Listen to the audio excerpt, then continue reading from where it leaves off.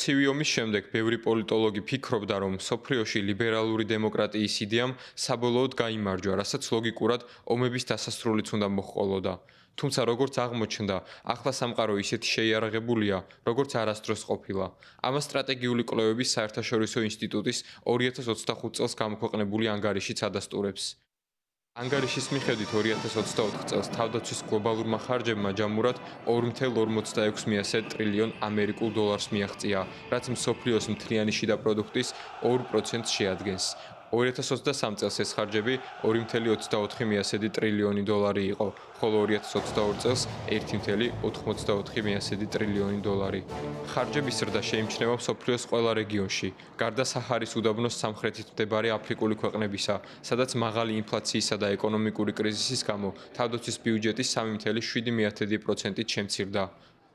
ევროპის კონტინენტსა და ახლო აღმოსავლეთში შეიარაღების ხარჯები განსაკუთრებით გაიზარდა. მთავარი მიზეზი, რა თქმა უნდა, უსაფრთხოების გარემოს მკვეთრი გაუარესება და საფრთხის მაღალი რისკებია. 2022 წლის თებერვალში რუსეთის მიერ უკრაინაში სამხედრო ინტერვენციამ ნატოს წევრი ქვეყნები გამოაფხიზლა.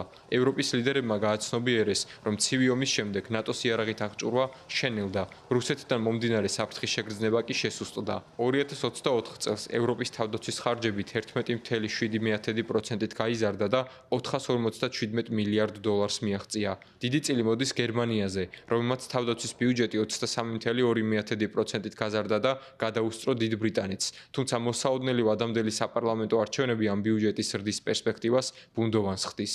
შეიარაღების ტემპი გაზარდა პოლონეთმაც, რომელიც რუსეთ-უკრაინის ომის დაწყების დღიდან აქტიური შეიარაღების პროცესშია.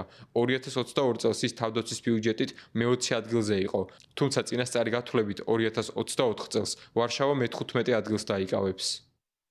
ნატოს ყველა წევრი ქვეყანა ერთნაირად არ მისდევს შეიარაღების ტემპს.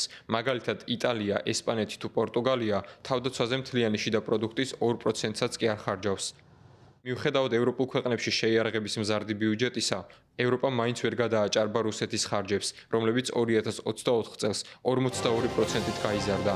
სყიდველობითი უნარის პარიტეტის მიხედვით, მოსკოვმა გასულ წელს შეიარაღებაზე 462 მილიარდი დოლარი დახარჯა.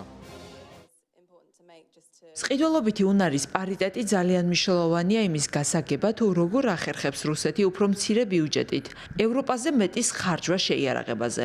გასულ წლებში ეს ხარჯი ასეთი დიდი არ ყოფილა. უკრაინაში შეჭრის შემდეგ რუსეთმა ხარჯები 42%-ით გაზარდა, თუმცა 2025 წელს ვარაუდობთ, რომ თავდაცვის ხარჯები 15%-ის ფარგლებში გაიზარდება.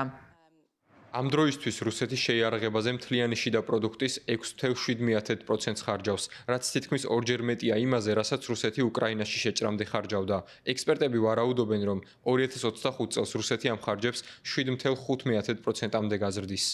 თუმცა დონალდ ტრამპის თეთრ სახლში დაბრუნება ამ მიმართულებით ბევრ რამეს შეცვლის. თუ კი შესრულდება პრეზიდენტ დონალდ ტრამპის მოთხოვნა, ნატოს წევრმა ქვეყნებმა თავდაცვაზე მთლიანი შიდა პროდუქტის 5% დახარჯონ, ევროპის უსაფრთხოება მნიშვნელოვნად გაიზრდება. მეორე მხრივ, ექსპერტები ანგარიშში აღნიშნავენ, რომ თუ ნატოს წევრი ქვეყნები ზრდის ამგვარ ტემპს შეინარჩუნებენ, ხარჯების 5%-მდე გაზრდა მხოლოდ 2035 წლისთვის თუ მოხერხდება.